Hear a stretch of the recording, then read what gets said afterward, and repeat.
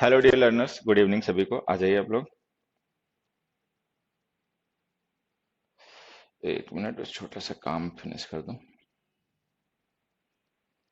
Good evening बच्चों सबको, good evening सबको, राम राम भी।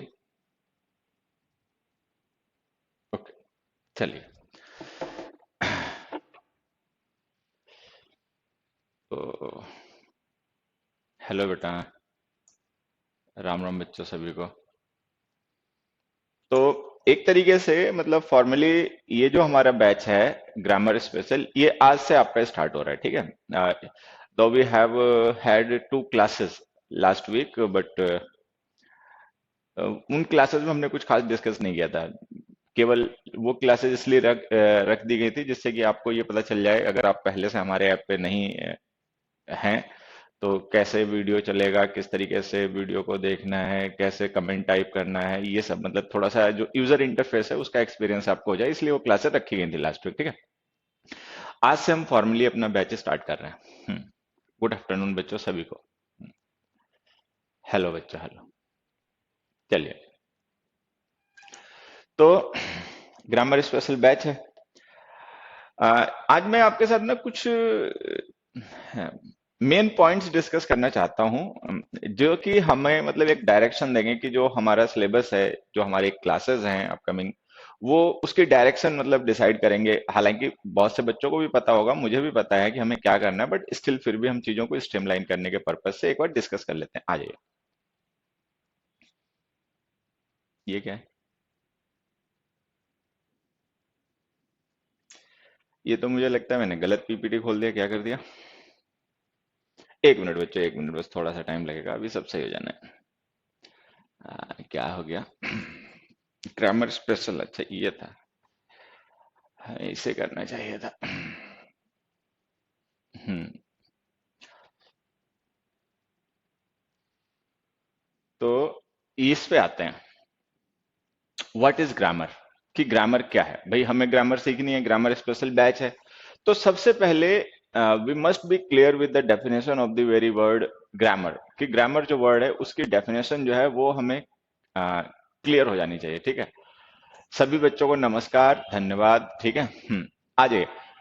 आप लोग जो भी जानते हैं बढ़िया है, जो नहीं जानते हैं वो भी बढ़िया है, ठीक है। हाँ, आई एम सुशांत मंडल। कैसे हैं सुशांत मंडल भाई? बहुत टाइम से ये इंतजार कर रहे थे हमारे इस तरीके के किसी बैच का, और finally he has got an opportunity. चलिए, बढ़िया। सभी का वेलकम है। हम्म। हम्म। बेटा लोकेश कौशिक, तू पिटेगा मेरे से, समझा? अभी हम अपना बैच स्टार्ट कर रहे हैं और ये देखो, वेब सीरीज की बात कर रहा है, ये देख लो सर, वो देख लो। बेटा वेब सीरीज मैंने एक दो देखी है, लेकिन छोड़ो अभी।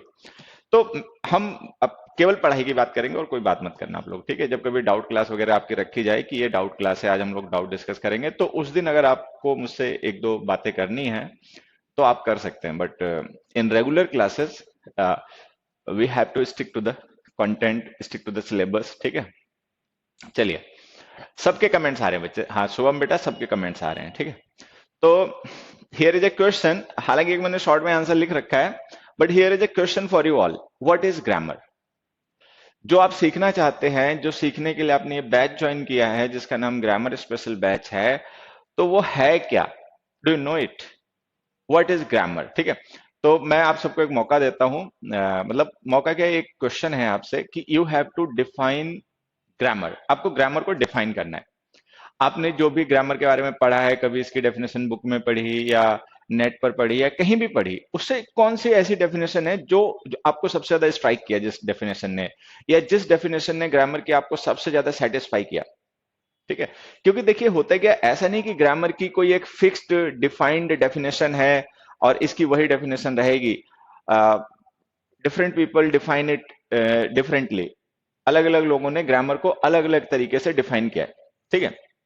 तो जैसे मैं रहूं, आप रहें, कोई भी रहे, जब कभी भी हमने ग्रामर के बारे में पढ़ा, ठीक है, तो जो क्यूरियस लर्नर्स होते हैं वो शुरुआत करते हैं हमेशा डेफिनेशन से। कोई भी चीज उन्हें सीखनी है, सबसे पहले उसको मतलब उसकी डेफिनेशन जानना चाहते हैं। मान लीजिए मुझे नाउन पढ़ना है, तो मैं नाउन के टाइप्स नहीं स्टार्ट करूंगा पढ़ना या पढ़ाना, मैं सबसे पहले उसकी डेफिनेशन डिस्कस करूंगा, ठीक है। क्योंकि जो डेफिनेशन होती है ना, that is the origin point. अगर हम उसको मिस कर जाएंगे तो हमारी जो जर्नी होती है वो मिसगाइडेड हो जाती है, ठीक है, वी गेट मिसगाइडेड। तो कोई भी क्यूरियस लर्नर होता है, जो सिंसियर लर्नर्स होते हैं, जब भी वो किसी टॉपिक को पढ़ें या किसी चैप्टर को पढ़ें या किसी सब्जेक्ट को पढ़ें, they always begin with the definition. वो हमेशा शुरुआत डेफिनेशन से ही करते हैं। ठीक है।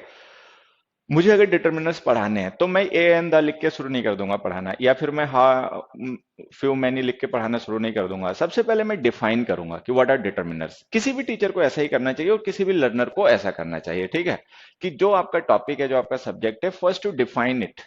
पहले आप उसको डिफाइन करें। तो जब हम ग्रामर की डेफिनेशन पढ़ते हैं या मतलब हमें ग्रामर की डेफिनेशन पता चलती है, तो हम देखते हैं कि पीपल डिफाइन इट डिफरेंटली। मतलब लोग अलग अलग तरीके से इसको डिफाइन करते हैं। आप लोग क्या करेंगे, आप लोग मुझे बताएंगे कि कौन सी ऐसी डेफिनेशन आपने ग्रामर की कभी पढ़ी, सुनी या जानी, जो आपको सबसे ज्यादा सेटिस्फाई की, जिसने आपको सबसे ज्यादा सेटिस्फाई किया, सबसे ज्यादा स्ट्राइक किया। ठीक है, so you comment your answer. ठीक है, आप अपने आंसर को कमेंट करें, then I will discuss a bit about grammar और the definition of grammar with you. ठीक है, चलिए सभी लोग एक बार कमेंट कीजिए। You have got a minute. ठीक है,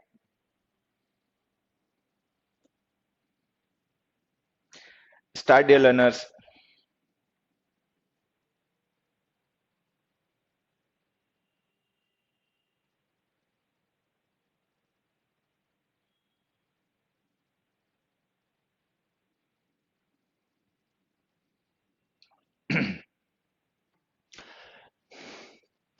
All those who are live at the moment have to comment the definition of the grammar. Definition of grammar which struck you most. ठीक है, very good. It is a foundation to improve language. Very good. Ram Ram बच्चों, सभी को Ram Ram. Okay, grammar tells us how to write a language correctly. Very good.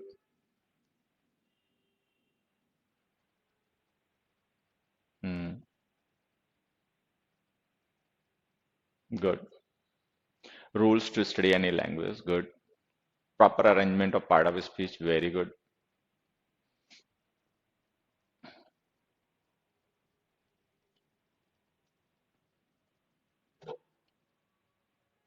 It is a tool that maintains uniformity in the language. Very good, beta.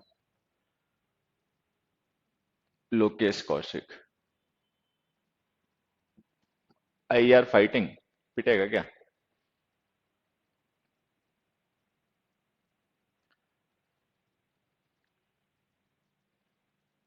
Very good.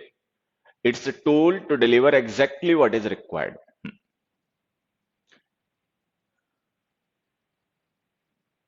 Grammar tells us to use language. इसको थोड़ा सा सही करो बच्चे अपनी definition को। You can say that grammar tells us how to use a language correctly. Grammar doesn't tell you how to use language. It teaches you, it tells you how to use a language correctly.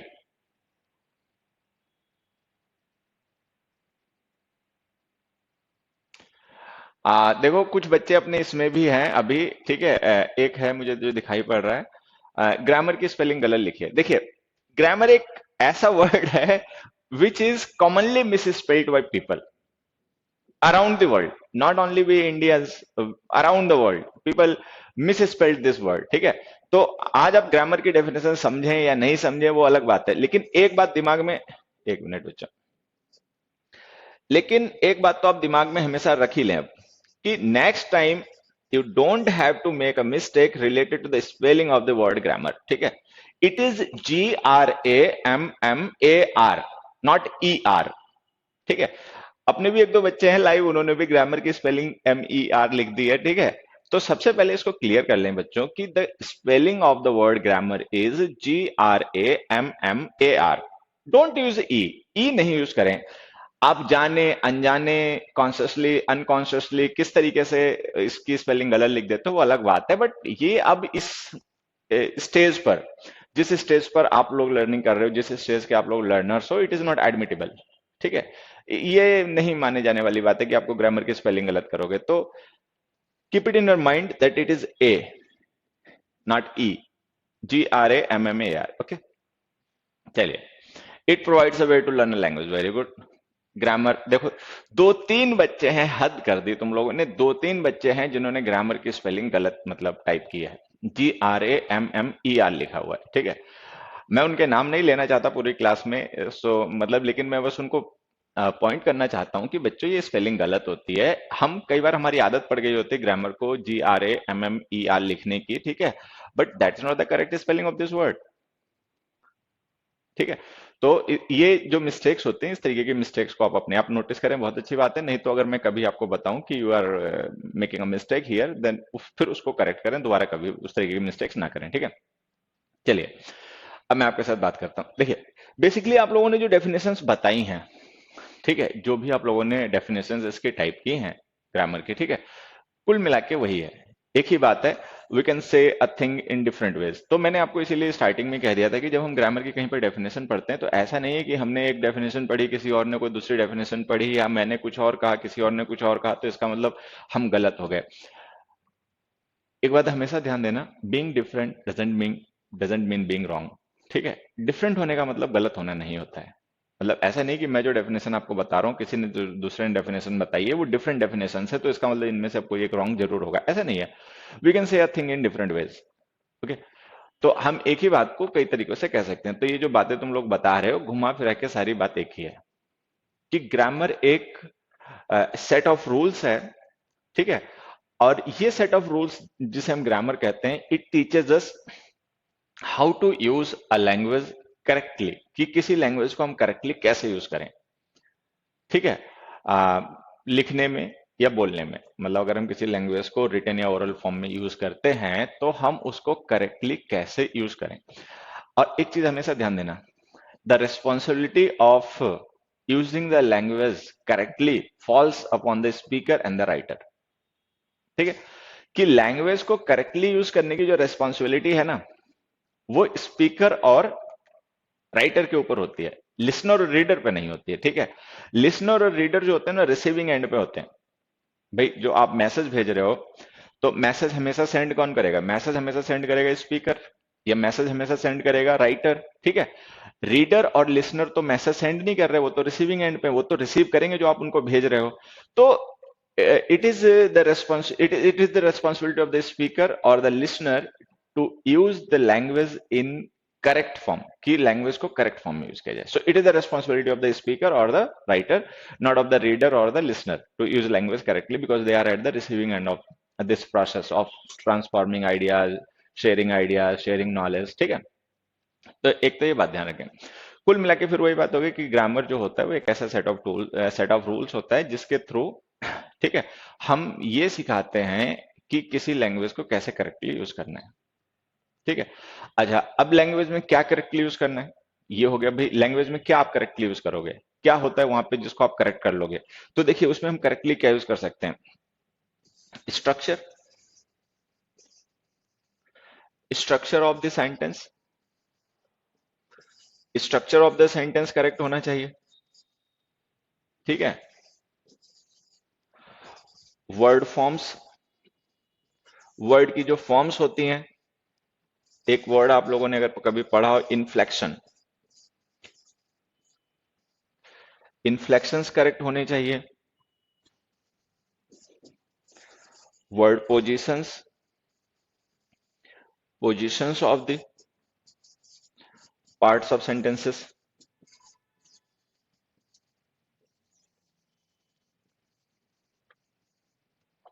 ठीक है, ये तो जैसे हमने कहा कि भाई जो एक मतलब वाइडली एक्सेप्टेड डेफिनेशन ग्रामर की है, वो तो खैर यही है कि ग्रामर एक सेट ऑफ रूल्स है जिसके थ्रू किसी भी लैंग्वेज को करेक्टली यूज करना सीखा या सिखाया जाता है। ठीक है, अब हमें इसमें समझना है कि भाई हम क्या, मतलब क्या सही करते हैं। जैसे हमने कहा कि लैंग्वेज को सही यूज करना, तो लैंग्वेज कोई चीज तो है नहीं भाई। जैसे ये मान लीजिए माउस है, मेरे हाथ में माउस है, तो इसको सही से यूज करना है, ऐसे उल्टा नहीं पकड़ना है। ठीक है, तो इसमें राइट क्लिक है, लेफ्ट क्लिक है, ये सारी चीजें तो ठीक है। ये जैसे मेरे हाथ में स्टाइलस है, इससे मैं लिखूंगा तो इसको कैसे यूज करना है, ऐसे नहीं पकड़ना है, ऐसे पकड़ना है, ऐसे पकड़ना है, ये सब चीजें हैं।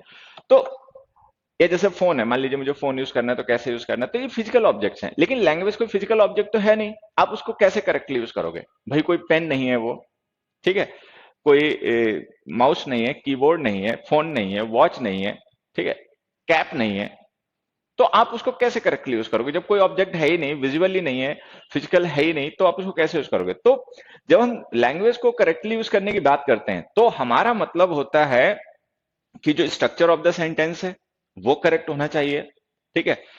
जो उस सेंटेंस में यूज हो रहे वर्ड्स की फॉर्म्स हैं वो करेक्ट होनी चाहिए। वर्ड फॉर्म्स को हम इन्फ्लेक्शन भी कहते हैं, एक वर्ड होता है इन्फ्लेक्शन, अगर आप लोग पहले से ना जानते हो तो इस बात को ध्यान देना। इन्फ्लेक्शन क्या कहते हैं, जैसे मैं आपको समझाता हूं, देखिए। मैंने एक ओरिजिनल वर्ड लिखा यहाँ पे, सपोज मैंने एक वर्ड लिखा, ईट लिख दिया। नहीं, ईट नहीं लिखते, कुछ ऐसा लिखते हैं, हम्म, चलो ईट ही लिख देते हैं। जैसे मैंने ईट लिखा, ठीक है। और एक यहाँ पर भी और लिख देता हूँ, मान लीजिए मैंने यहाँ पे लिख दिया, हाँ, मैंगो, ठीक है। अब यहाँ पे एक चीज समझना है, ये जो ईट है वर्ड, ये वर्ब है, मैंगो जो है ये नाउन है। एक और लिख देता हूँ, सपोज मैंने लिख दिया स्वीट। स्वीट जो है ये एडजेक्टिव है, ठीक है। फिर से देखो समझ लो, ईट वर्ब है, मैंगो नाउन है, और स्वीट जो है वो एडजेक्टिव। ये एग्जांपल के लिए मैंने वर्ड्स चूज कर लिए, बाकी आप कोई भी समझ सकते हैं, ठीक है। Grammar is a medium to read, to understand, to think, to speak and to write correctly. देखिए मैं फिर से बताता हूँ संतोष कुमार जी, इधर you missed what I said, या तो आपने सुना नहीं मैंने क्या कहा था, या फिर उसको सीरियसली लिया नहीं, ठीक है। हाँ,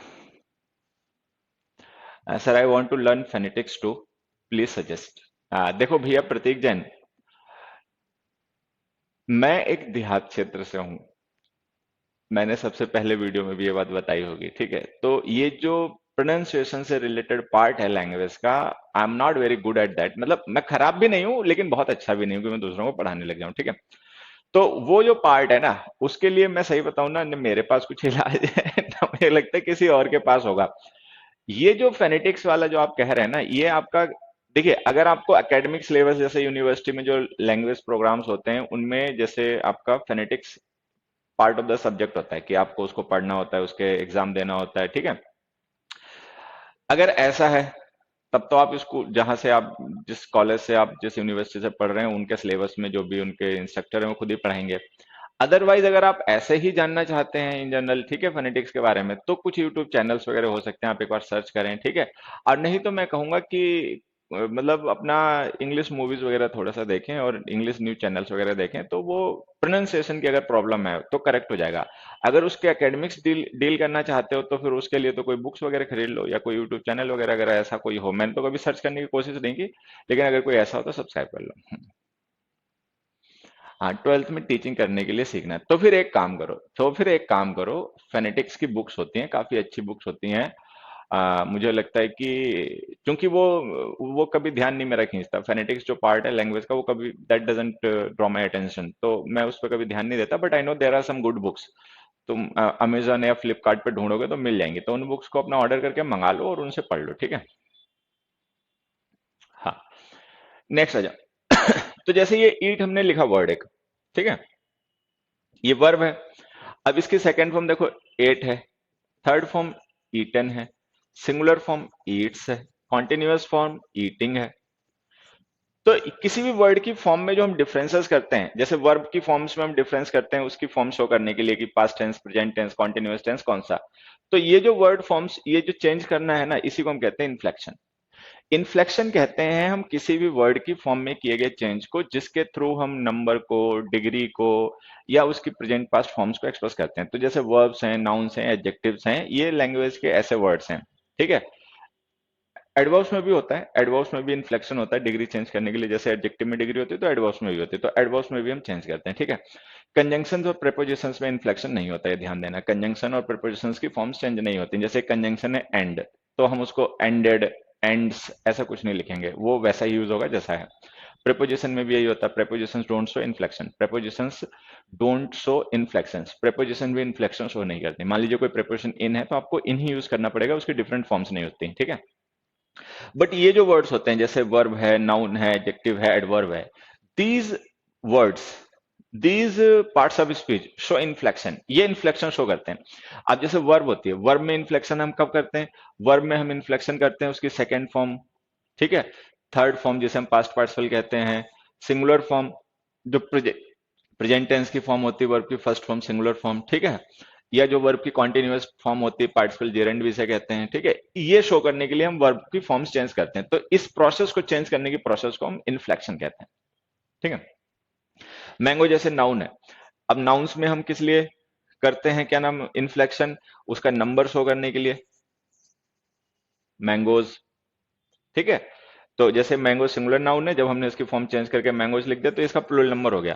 तो नाउन्स में इन्फ्लेक्शन होता है नंबर के लिए और केसेस के लिए। हालांकि मैंगो नॉन लिविंग थिंग है तो इसलिए हम नहीं करेंगे, लेकिन अगर मान लो कोई दूसरा होता है, जैसे मान लो यहाँ पे बॉय लिखा होता है, तो बॉय में देखो दो इन्फ्लेक्शन होंगे, एक इन्फ्लेक्शन होगा प्लूरल नंबर के लिए बॉयज, एक इन्फ्लेक्शन होगा पजेसिव केस के लिए बॉयज। तो ये, तो जब हम किसी वर्ड की फॉर्म में डिफरेंट चेंजेस करते हैं, नाउन को डिफरेंट नंबर को या डिफरेंट केस को रेफर करने के लिए या डिफरेंट फॉर्म को रेफर करने के लिए, तो इस प्रोसेस को हम इन्फ्लेक्शन कहते हैं, ठीक है। अब जैसे स्वीट एडजेक्टिव है, पॉजिटिव डिग्री में है, इसकी कंपेरेटिव डिग्री अगर हमें यूज करनी है तो इसकी डिग्री हम कंपेरेटिव डिग्री कैसे शो करेंगे, इसकी फॉर्म में चेंज कर देंगे, स्वीट से इसे स्वीटर कर देंगे। तो जो स्वीटर है ना, ये फॉर्म जो है इस वर्ड की, ये कंपेरेटिव डिग्री शो कर रही है। तो हमने क्या किया, इस वर्ड में इन्फ्लेक्शन कर दिया जिससे कि इसकी कंपेरेटिव डिग्री आ गई। अच्छा, अगर हम स्वीटेस्ट कर दें तो ये सुपरलेटिव हो गया, ठीक है। अच्छा, इसी तरीके से अगर मान लो यहाँ पे कोई एडवर्ब होता, ठीक है, जैसे मान लीजिए हमने एक एडवर्ब लिख दिया यहाँ पे वेल, तो वेल बेटर बेस्ट हो गया, वेल बेटर बेस्ट हो गया। तो एडवर्ब भी जो है वो इन्फ्लेक्शन शो करते हैं। तो मैं आपको बता रहा था कि बात यह है कि हमने सबने पढ़ा होता है कि ग्रामर जो है वो एक ऐसी, मतलब एक ऐसा सेट ऑफ रूल्स है जो, या सेट ऑफ इंस्ट्रक्शंस है जो हमें सिखाता है कि किसी लैंग्वेज को कैसे करेक्टली यूज करना है, ठीक है।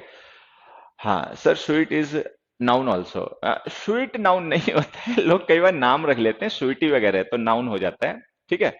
और स्वीट्स एक नाउन होता है, स्वीट तो नाउन नहीं होता, बट हाँ स्वीट्स इसकी जो प्लूरल फॉर्म हम यूज करते हैं, स्वीट्स को एज अ प्लूरल फॉर्म ही हमेशा यूज किया जाता है, ठीक है, ये ध्यान रखना।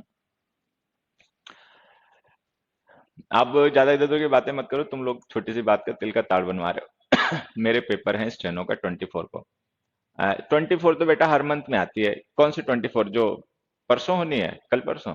अगर इस 24 को आपका एग्जाम है तो बेस्ट ऑफ लक, ठीक है, बढ़िया से तैयारी करो।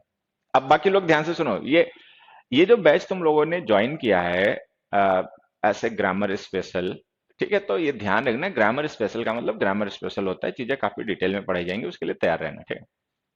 हाँ, तो मैं आपसे कह रहा था कि हमने जैसे पढ़ा होता है कि लैंग्वेज की डेफिनेशन, वही कि ग्रामर की डेफिनेशन, की grammar is a set of rules which tells us how to use a language correctly, तो किसी लैंग्वेज को कैसे करेक्टली यूज करना है। तो मैं आपको वही बता रहा था कि लैंग्वेज कोई फिजिकल ऑब्जेक्ट नहीं है, लैंग्वेज कोई टूल नहीं है, मतलब कोई फिजिकल ऑब्जेक्ट नहीं है जिसको आपको बताया जाएगा कि इसको ऐसे यूज करना है, ऐसे उठाना है, ऐसे रखना है, इधर घुमाना है उधर घुमाना है, ऐसा कुछ नहीं है। तो लैंग्वेज में आप करेक्टली यूज करोगे क्या, लैंग्वेज कौन सी ऐसी चीज है जिसको आप करेक्टली यूज करोगे, भाई क्या है उसमें जो आप यूज करोगे। तो ये मैं आपको समझा रहा हूँ कि ये हमें यूज करने होते हैं करेक्टली, हमें करेक्टली यूज करना होता है स्ट्रक्चर ऑफ सेंटेंस, कि जो सेंटेंस का स्ट्रक्चर होता है, ठीक है, उसको सही यूज करना होता है। वर्ड फॉर्म्स जो होती हैं, जो इन्फ्लेक्शन होते हैं वर्ड्स के, जैसे नाउन्स हैं, वर्ब्स हैं, एडजेक्टिव्स हैं, तो जो इनके इन्फ्लेक्शन होते हैं, इनकी जो डिफरेंट फॉर्म्स होती हैं वो सही यूज होनी चाहिए, ठीक है। और जो positions of parts of sentence, sentence के जो पार्ट्स होते हैं, अब सेंटेंस के पार्ट्स क्या होते हैं, सेंटेंस के पार्ट्स वर्ड्स हो गए, सेंटेंस के पार्ट्स फ्रेजेस हो गई, सेंटेंस के पार्ट्स क्लॉजेस हो गई। तो जो सेंटेंस में वर्ड्स हैं, फ्रेजेस हैं, क्लॉजेस हैं, उनकी पोजीशन भी करेक्ट होनी चाहिए, they must be position at the proper place, ठीक है। तो उनकी सेंटेंस में पोजीशन करेक्ट होनी चाहिए, वर्ड्स के इन्फ्लेक्शंस करेक्ट होने चाहिए, सेंटेंस का स्ट्रक्चर करेक्ट होना चाहिए, ठीक है। तो इन सारे एलिमेंट्स को सही तरीके से यूज करना जो है वो हमें ग्रामर सिखाती है। चलिए, खैर, ये बात तुम्हें काफी कुछ समझ में आई होगी। अब मैं अपने काम की बात बताता हूँ। आप देख रहे हो यहाँ पे एक मैंने डेफिनेशन लिखी, it is a tool which maintains uniformity in a language. Actually ऐसा नहीं है कि ये डेफिनेशन है या कोई एक, मतलब परफेक्ट डेफिनेशन है ग्रामर की, बट ये वो डेफिनेशन है जो मुझे मतलब स्ट्राइक करती है, मतलब जो मुझे सबसे ज्यादा जिस डेफिनेशन ने सेटिस्फाई किया ग्रामर की वो ये है, ठीक है। हो सकता है किसी और को ना भी करे, ठीक है, हो सकता है किसी और को, किसी और ने कभी कोई ग्रामर की ऐसी डेफिनेशन पढ़ी, जानी या समझी हो जो उसको ज्यादा अच्छी लगती हो बजाय कि इसके, तो ठीक है, वो अलग बात है। लेकिन मुझे लगता है कि अगर हम इसको ऐसे डिफाइन करें, it is a tool grammar is a tool which maintains uniformity in a language. कि ग्रामर एक ऐसा टूल है जिसके थ्रू लैंग्वेज में यूनिफॉर्मिटी मेंटेन की जाती है।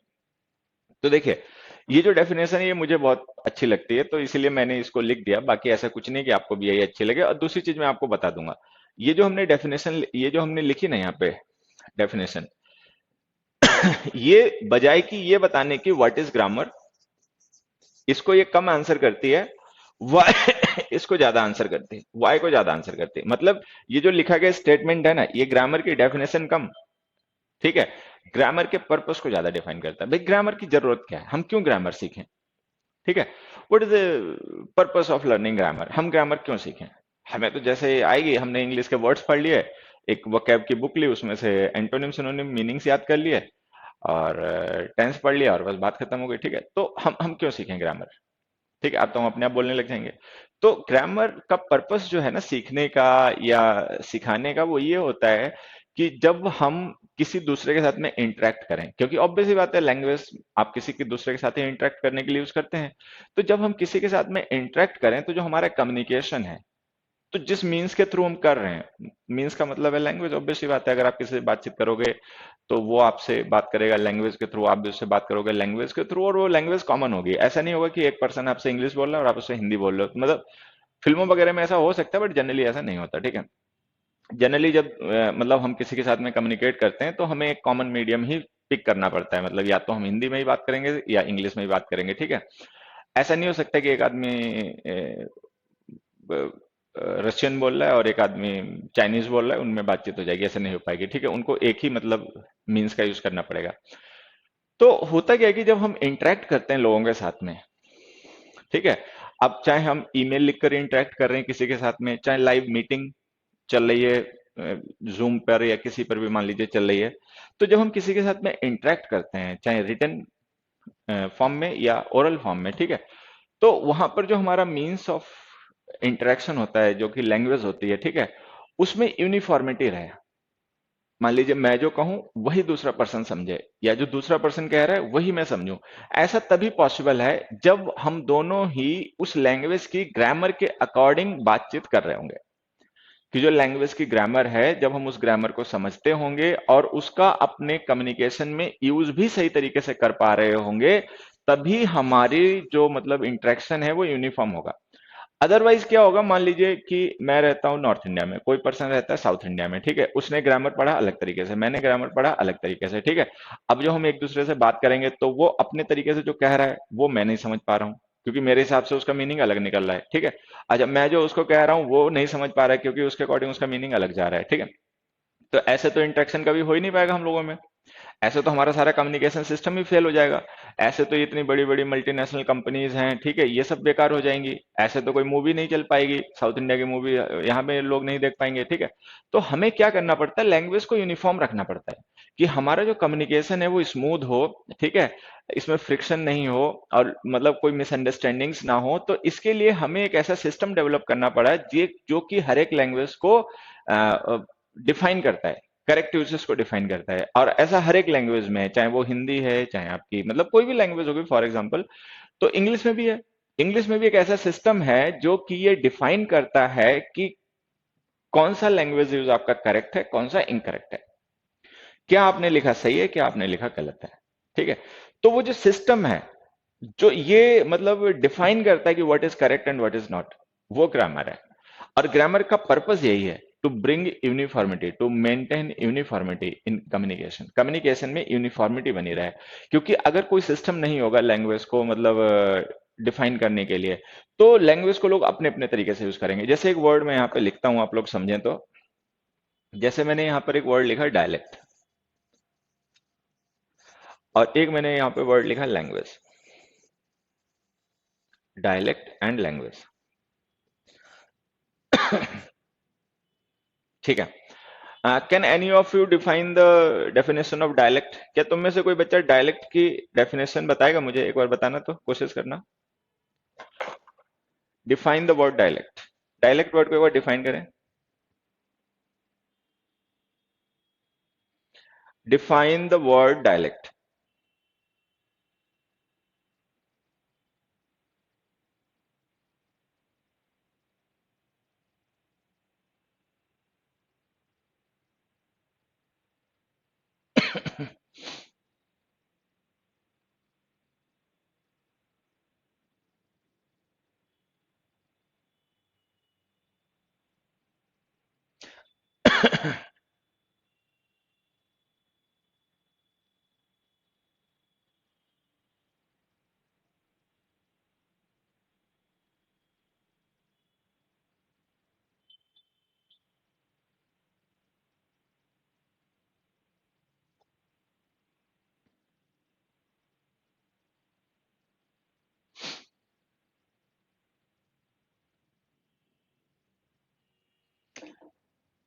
Local language, very good.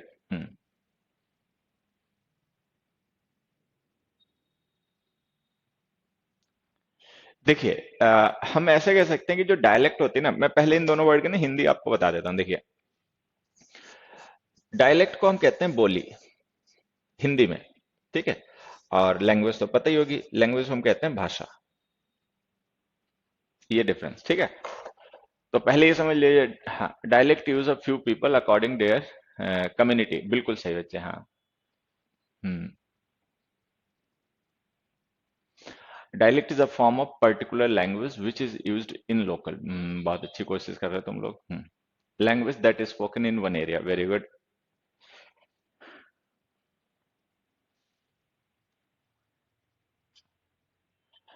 वो जो इंडिया में 1600 है, वेरी गुड।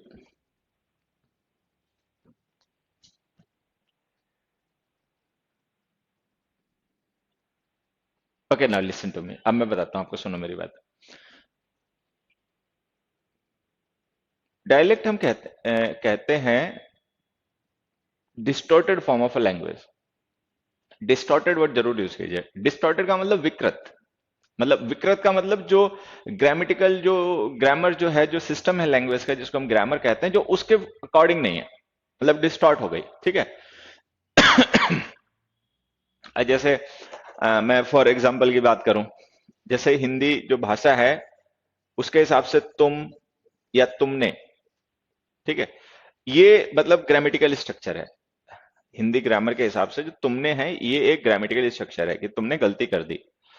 लेकिन अभी देखो अपना दिल्ली के पास का जो हरियाणा बॉर्डर है, यहाँ पे बहुत से लोग रहेंगे बोले तमने, वो तुमने को बोलते हैं तमने, ठीक है। और तुम्हें को बोलते हैं तने, ठीक है। ये मतलब ऐसे बहुत से वर्ड हो सकते हैं, खैर ये तो नहीं, बहुत से ऐसे वर्ड हो सकते हैं। तो ये जो है ना, तमने और तुमने, इनमें से तुमने जो है, वो तो भाषा के अकॉर्डिंग जो वर्ड होना चाहिए वो है कि तुमने मुझे परेशान कर दिया।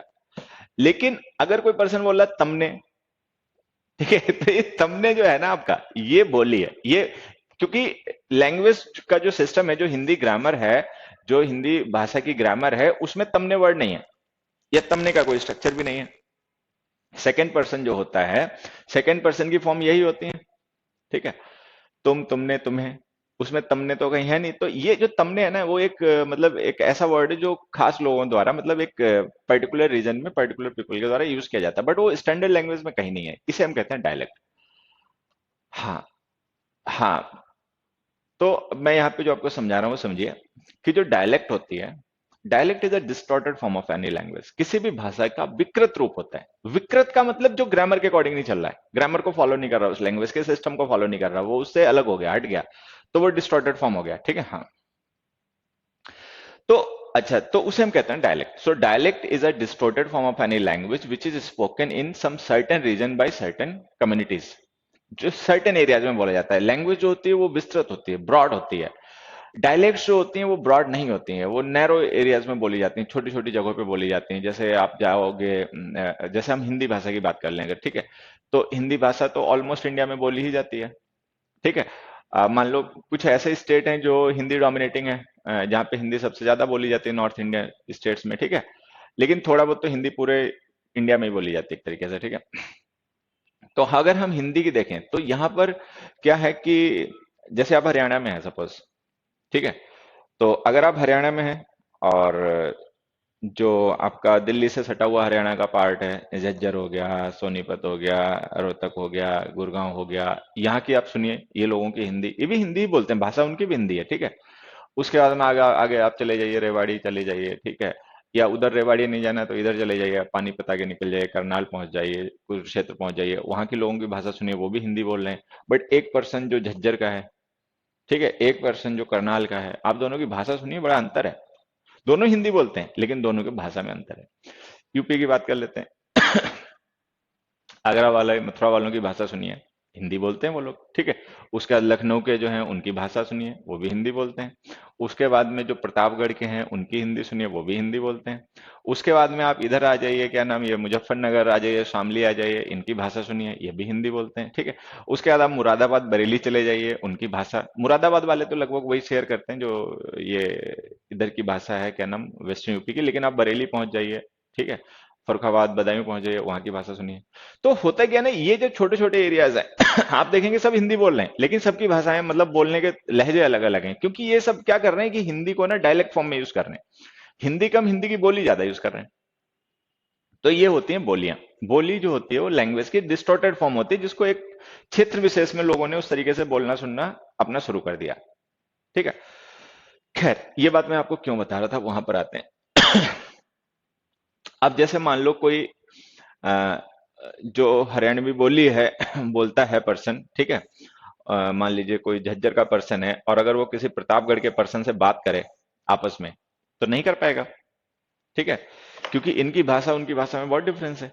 मान लीजिए कोई पर्सन प्रतापगढ़ का है, पूर्वी यूपी का, और कोई इधर का है, हरियाणा का, रोहतक का, वो आपस में कम्युनिकेट नहीं कर पाएंगे अगर वो हिंदी का यूज ना करें, तो वो अपनी डायलेक्ट्स में बात नहीं कर सकते। डायलेक्ट्स के बेसिस पर उनका वार्तालाप, उनका कम्युनिकेशन फेल हो जाएगा। यहाँ पे जो मैं आपको समझाना चाहता हूँ वो ये होता है कि अगर कोई सिस्टम नहीं होगा तो आपका कम्युनिकेशन ही नहीं हो पाएगा। आपका कम्युनिकेशन तभी पॉसिबल है जब एक सिस्टम हो और आपका मीन्स ऑफ कम्युनिकेशन यूनिफॉर्म हो।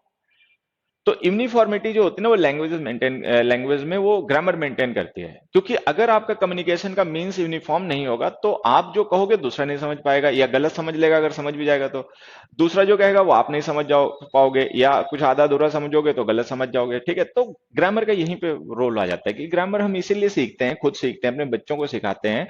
तो हम ग्रामर के पीछे पर्पस यही होता है कि मान लीजिए मैं इंडियन हूँ और कोई इसी ऑस्ट्रेलियन से मैं अगर इंटरेक्ट करूं व्हाट्सएप पर या फेसबुक पर या कोई लाइव मीटिंग में, ठीक है, तो वो पर्सन जो बोले इंग्लिश में वो मैं भी समझ जाऊं। ऐसा ना हो कि उसने इंग्लिश पढ़ ली कुछ और, मैंने इंग्लिश पढ़ ली कुछ और, अब हम आपस में बातचीत नहीं कर पा रहे क्योंकि हमारी इंग्लिश उसकी इंग्लिश अलग अलग है।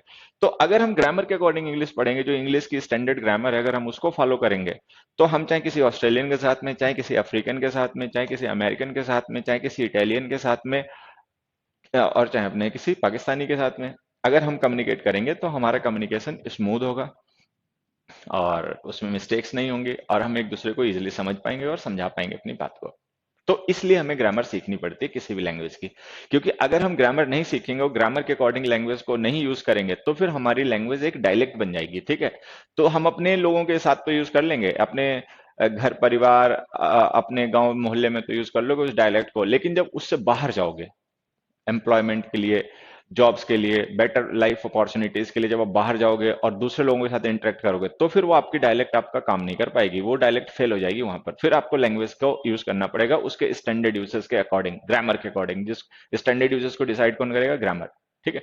तो ग्रामर पीछे पढ़ने के पीछे लॉजिक यही होता है कि आप डायलेक्ट से काम अपने छोटे मोटे एरिया में तो चला सकते हो, अपने गांव में, अपने जिले में तो चल जाएगी आपकी डायलेक्ट, लेकिन जब आप दूसरे स्टेट में जाओगे, दूसरे देश में जाओगे, फिर वहां पे काम नहीं करेगी, ठीक है। तो उसके लिए हमें लैंग्वेज में ग्रामर सीखनी पड़ती है, ठीक है। बाकी लैंग्वेज और डायलेक्ट में एक तो डिफरेंस यही हो गया जो अभी हम लोगों ने डिस्कस किया। बाकी एक तो छोटे छोटे और डिफरेंसेस होते हैं कि जो डायलेक्ट्स होती हैं दे डोंट हैव स्क्रिप्ट, इनकी कोई स्क्रिप्ट नहीं होती, लिपि नहीं होती। लैंग्वेजेस हैव स्क्रिप्ट, लैंग्वेजेस में स्क्रिप्ट होती है। स्क्रिप्ट का मतलब है यहाँ पे लिपि। जैसे हिंदी भाषा है, हिंदी भाषा की और संस्कृत की हमें लगता है दोनों की देवनागरी है, दोनों की देवनागरी लिपि है, ठीक है। तो देवनागरी क्या है? वर्ड लेटर्स को लिखने का एक सिस्टम है कि आ लिखना है तो कैसे लिखना है, अंग लिखना है तो कैसे लिखना है, का लिखना है तो कैसे लिखना है, छोटे की मात्रा लगानी है तो कैसे लगानी है, ठीक है। तो ये languages have script while dialects don't have script, ठीक है। खैर, कुल मिला के अब हम दूसरे साइड जा रहे हैं। शायद हम लोग बात कर रहे थे कि यहाँ पे कि हमें लैंग्वेज क्या है, सॉरी ग्रामर क्या है, और ग्रामर हमें क्यों सीखनी होती है, कि what is grammar and what is the purpose of learning grammar, ठीक है। Grammar is a set of rules which defines the correct uses of language, ठीक है। And why do we learn language? We learn language, oh sorry, why do we learn grammar? We learn grammar to maintain uniformity in language. Language में uniformity maintain करने के लिए हम grammar पढ़ते हैं, ठीक है।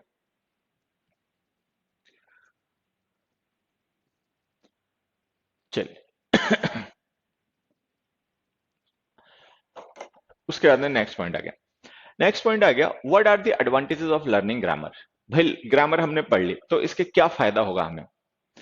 एक तो ऑब्वियस सी बात है जो अभी हम लोगों ने डिस्कस कर लिया कि हमारा जो कम्युनिकेशन है लैंग्वेज का वो स्मूथ होगा, एरर फ्री होगा, ठीक है, और हम एक दूसरे के साथ में कम्युनिकेट कर पाएंगे, ठीक है। हाँ, organisation, organisation which spelling is correct, the letter one जिसमें एस लिखा हुआ है वो सही है। ये जो जेड वाली स्पेलिंग्स है ना जिनमें जेड यूज होता है, ये अमेरिकन स्पेलिंग्स हैं, ये अमेरिकन स्पेलिंग्स हैं, ठीक है। वो जहां पे देखिए ये जो लेटर एस है इसका जो प्रोनाउंसिएशन ये वाला होता है ज, ज, ठीक है। जैसे ऑर्गेनाइजेशन है ज, तो उसमें वो अमेरिकन इसकी जगह यूज करते हैं जी। जी का मतलब ये जेड, जेड को यूज करते हैं, ठीक है। तो अगर कहीं पे ज साउंड है और एस लिखा जा रहा है उसको और जेड लिखा जा रहा है तो जेड जो है वो अमेरिकन इंग्लिश में यूज हो रहा है, ठीक है। और ब्रिटिश इंग्लिश में वो क्या नाम आपका एस यूज हो रहा है, बस यही है डिफरेंस। बाकी दोनों सही होती हैं। तो हम बात कर रहे हैं हाँ कि भाई लैंग्वेज सीखने से हमें और क्या फायदा होगा, ग्रामर सीखने से हमें क्या फायदा होगा। देखिए एनालिटिकल एंड रिसेप्टिव रीडिंग, जब हमने ग्रामर सीख रखी होगी अच्छे से, ग्रामर के यूसेस अच्छे से सीख रखे होंगे, जानते होंगे हम किसी भी लैंग्वेज की ग्रामर को, तो जो हमारी रीडिंग एबिलिटीज हैं, जो हमारा रीडिंग स्किल है उसमें हमें बड़ा फायदा होगा कि हम एनालिसिस कर पाएंगे। अगर हम ग्रामर अच्छे से समझते हैं तो जो हम कहानी पढ़ रहे हैं या कोई हम पैसेज पढ़ रहे हैं, कोई हम पैराग्राफ पढ़ रहे हैं या कोई कुछ भी हम पढ़ रहे हैं, तो उसका जो ट्रू मीनिंग है, उसमें जो मीनिंग की डेप्थ है हम उसको समझ पाएंगे, एनालिसिस कर पाएंगे इंफॉर्मेशन को कि अगर भाई कॉमा पहले लगाया तो क्या मतलब, बाद में लगाया तो क्या मतलब, ये चीजें हम जान पाएंगे अगर हमने ग्रामर सीखी होगी। और नहीं जान पाएंगे तो उस तरीके की जो सटल इंफॉर्मेशन होती है वो मिस कर जाएंगे, छोटे छोटे डिफरेंसेस हम जान नहीं पाएंगे, लिखा कुछ होगा और हम समझ कुछ और लेंगे, ठीक है। एक ये डिफरेंस। दूसरा क्या, हमारी रीडिंग स्पीड अच्छी होगी, क्योंकि जब हमारी ग्रामर अच्छी नहीं होती है तो क्या होता है कि जो हम पढ़ रहे होते हैं उसको हमें पहली बार में वो समझ में नहीं आता, या हमें खुद पे अपने पे डाउट रहता है, कॉन्फिडेंस नहीं होता हमें, और हमें डाउट लगता है कि जो लिखा है क्या हमने सही समझा, ऐसा तो नहीं हमने कुछ गलत समझ लिया। तो उस चक्कर में क्या होता है कि हमें हर एक सेंटेंस को, हर एक पैराग्राफ को ना एक बार, दो बार, तीन बार पढ़ने की जरूरत पड़ती है, कंफर्म होने के लिए कि हम सही समझते हुए चल रहे हैं, कि ऐसा तो नहीं कि लिखा कुछ और है हम समझ कुछ और हैं।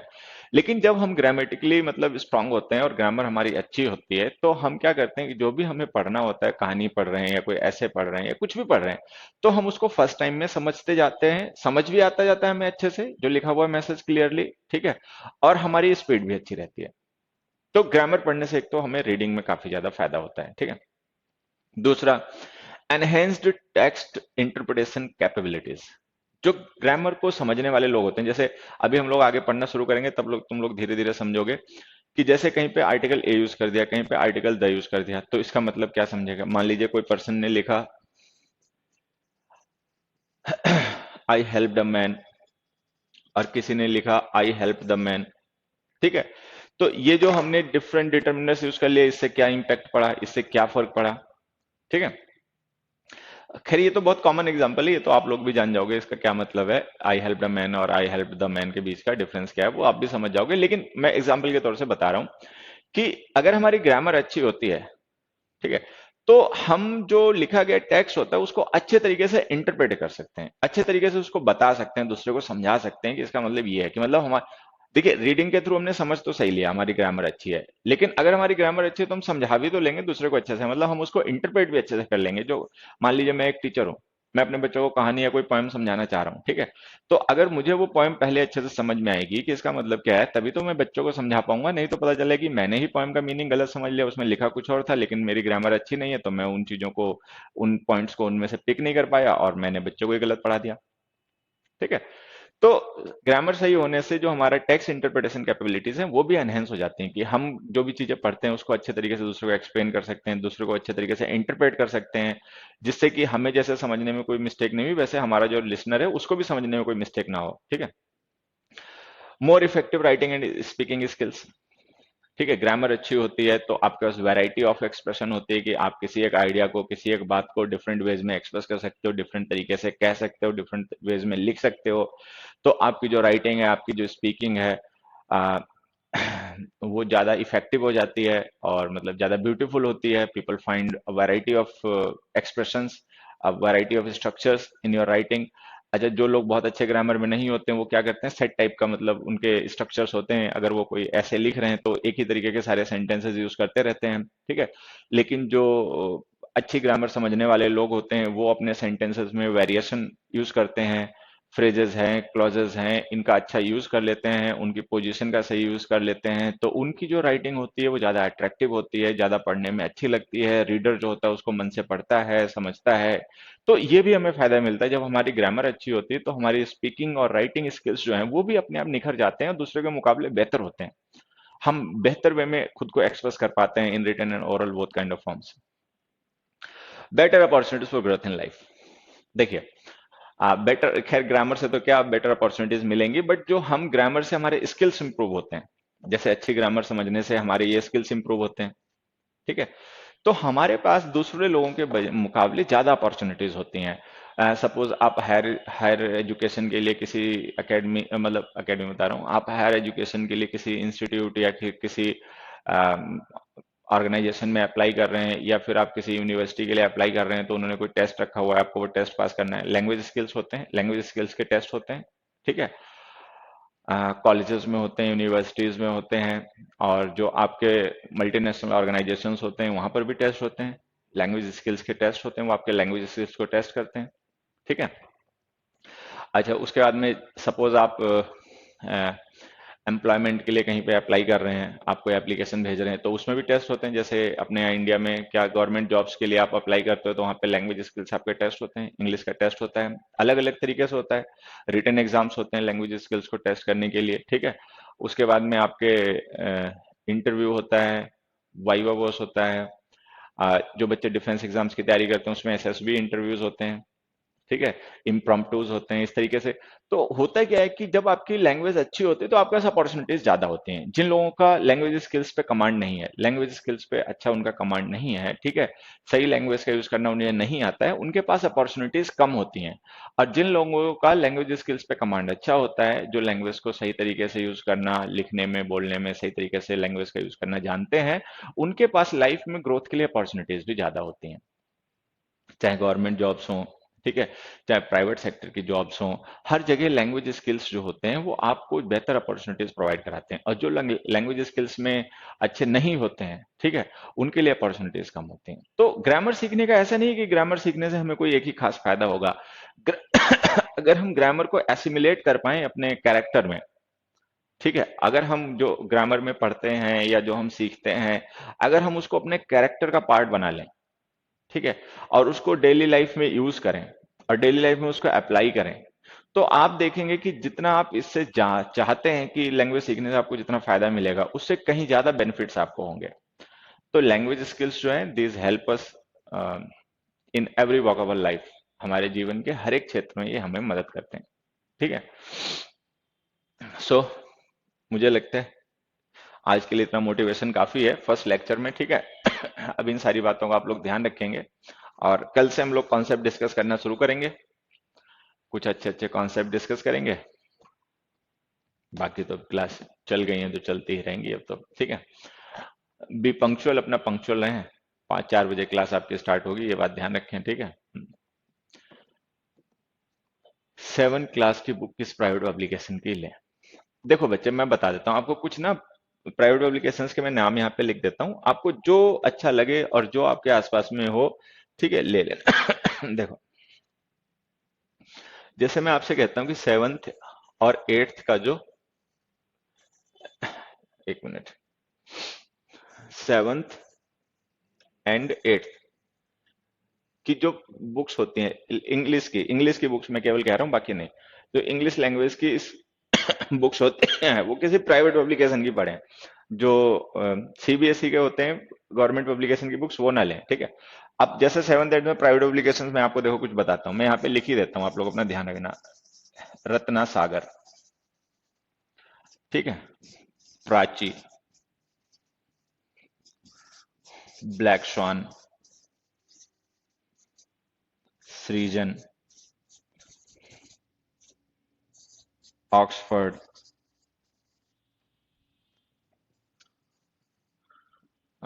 Holi faith, Cordova. ठीक है। और डीएवी स्कूल्स की अपने अलग बुक्स होती हैं, उनका अपना खुद के पब्लिकेशन है, या जैसे डीपीएस है, दिल्ली पब्लिक स्कूल। ठीक है। कुल मिला के एटसेट्रा, ये तो मैंने कुछ नाम जो मुझे याद आ गए तुरंत मैंने लिख दिए। अब जैसे ये कुछ प्राइवेट पब्लिकेशंस हैं जिनकी बुक्स जो होती हैं वो दिल्ली के स्कूल्स में मतलब स्कूल्स जो है रिकमेंड करते हैं बच्चों को। ठीक है। बच्चों को पढ़ाते हैं। रत्ना सागर हो गया, प्राची हो गया, ब्लैक सॉन हो गया, सृजन हो गया, ऑक्सफोर्ड हो गया, होलीफेथ हो गया, कॉर्डोवा हो गया, डीएवी हो गया, डीएफएस हो डीपीएस हो गया। डीपीएस और होलीफेथ स्कूल्स ऑर्गेनाइजेशन है। ठीक है। इनमें से किसी की भी मिल जाए आप ले लो। सेवन्थ और एट्थ दो ही क्लास की ध्यान रखना, बाकी की नहीं। ठीक है। उसके बाद में नहीं, मान लीजिए, वैसे तो मैं आपको बता दूं इन पब्लिकेशन की बुक्स जो होती हैं आप देखेंगे अमेजोन पे या फिर फ्लिपकार्ट पे मिल जाती हैं। मान लीजिए आपके आसपास में अगर किसी स्टेशनरी शॉप पे नहीं अवेलेबल है तो आप अमेजोन या फ्लिपकार्ट से मंगा सकते हो। या नहीं अमेजोन फ्लिपकार्ट से मंगाना है तो मान लीजिए कोई भी सेवन्थ एट्थ की मतलब बुक किसी भी प्राइवेट पब्लिकेशन की आपके आसपास में मिल रही है ले लो। कोई जरूरी नहीं कि जो मैंने बताए उन्हीं पब्लिकेशन की लेनी है। किसी भी प्राइवेट पब्लिकेशन की बुक अगर आपके आसपास में मिल रही है तो वो ले लो। बस ये ध्यान रखना कि वो बुक हिंदी और इंग्लिश में ना हो। ठीक है।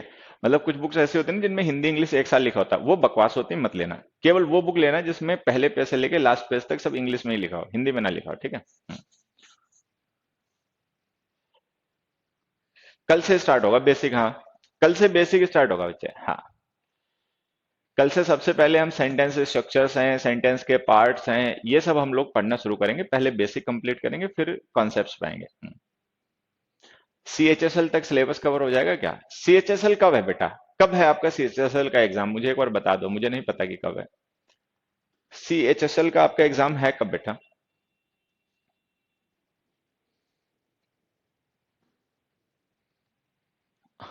Text books, grammar book.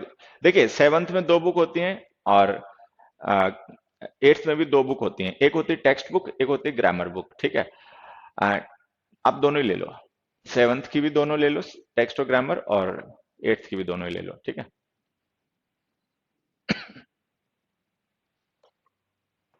Is 1 hour class enough? हाँ।